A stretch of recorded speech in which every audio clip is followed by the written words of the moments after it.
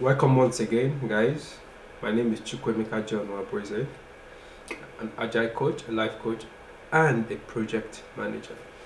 Today, I want to discuss with us what we call empathy. But we're going to be looking at empathy in business. But to go straight to the point, let's look at the word itself. What does it mean? The word empathy, what does it mean? Empathy means the ability to understand the feelings of others. The way that's dictionary definition actually. But when we look at it in the real context, maybe psychological definition is about putting oneself in other people's shoes, understanding how other people are feeling. So for us to understand how somebody feels, we need to feel like them, think like them, try to put ourselves in their situation. Then we empathetic. So how does it relate to us in business? When we talk about the power of empathy in business. In businesses today, there are different aspects and roles in businesses where empathy plays a vital role in them. One of them is the leadership role. Customer relationship, the second one. We have in our decision making, empathy is important. In the teams, empathy is important. In conflict resolution, empathy is important. These are aspects in business where we need empathy. First and foremost, let's look at the leadership aspect of it. We ask ourselves, why is empathy a key tool to successful leadership? I'll give us an example.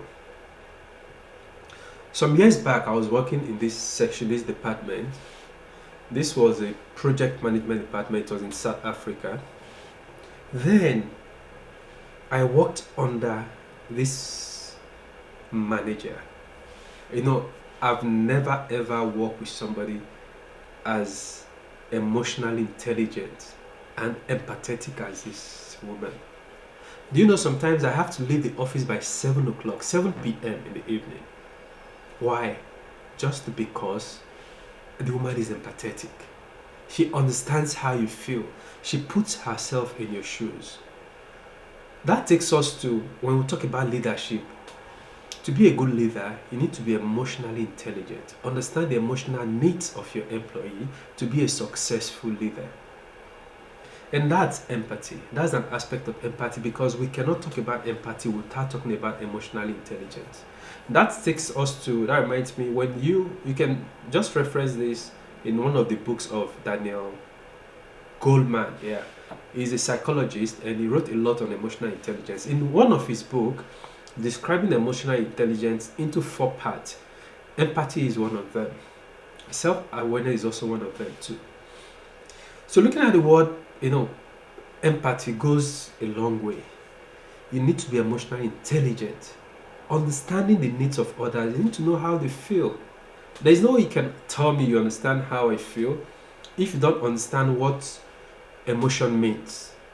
Plutchik in the Plutchik wheel of emotions, he made mention of 8 primary emotions, which the first one was anger, second was anticipation, third was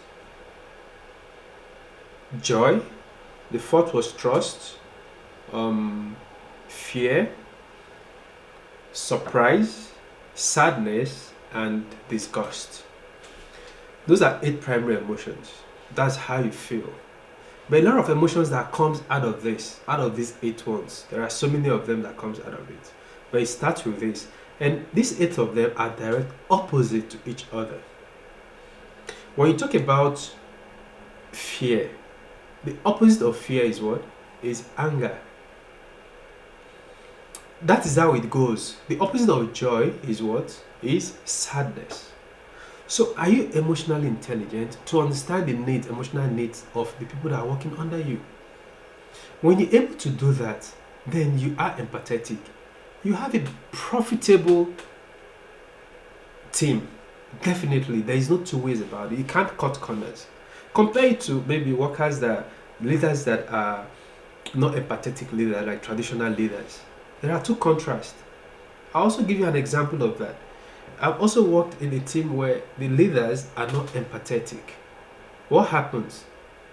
People leave the job without even letting them know that they are leaving. And what happens? They go with their knowledge. There is no knowledge transfer. So when a new member comes into the team, what happens is they start training them again. Who loses? Is the company. Because the time they spend in training these guys would have been used for other profitable things, other profitable businesses. So it's very good, even for leaders, for companies, to look into employees, leaders that are emotionally intelligent. Sometimes that's where most companies make a mistake, is that you bring in people with IQ but not emotionally intelligent. But both needs to work hand in hand. IQ is a primary, yes. When they come in this book, in Daniel Goleman's book, when you go through it, he emphasizes that, and I actually reckon with that 100%. Because tell me, if you want to succeed, yes, you need to have the IQ for you to come in. That's why when you have a team working together, of course, everybody has the IQ. But what do you think is missing? The IQ is there. But now you need to now look at, are they emotionally intelligent? That's for the team to be able to achieve maximally. The leaders need to be emotionally intelligent. Understand what the guys need. They need to be empathetic.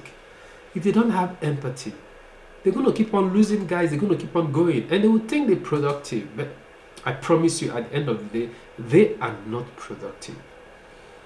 Because it might look like leaders that are not empathetic. It seems the work is going on, yes. Because the micromanagers, they try to drill the guys. They don't care about how they feel. They don't care what happens to them. Yeah, they force them to do the job. Yeah, they will do it. But does it last for long? That's where the problem is. It doesn't. But when you find empathetic leaders, like I've said earlier, there are two contrasts. I've worked with both teams. I've worked with a lot of guys, managers that are not empathetic. I've worked with team members that are not empathetic. And I've also worked with managers that are empathetic. I've worked with leaders that are empathetic. You want to put your best in the job. You don't cut corners in this. If you work with somebody that understands your need, it comes to work, it comes to work, maybe you're late to work, and it comes to you and asks you, oh, what's up? What happened? You're late. Hope everything is okay. It gives you a listening ear. It's not like it's asking you, hope everything is okay, just to see where it's going to nail you. But an empathetic leader is emotionally intelligent. Is looking at what you're saying. What aspect of emotion is it? What is it picking from it? And from that, he can tell. He can make a proper decision.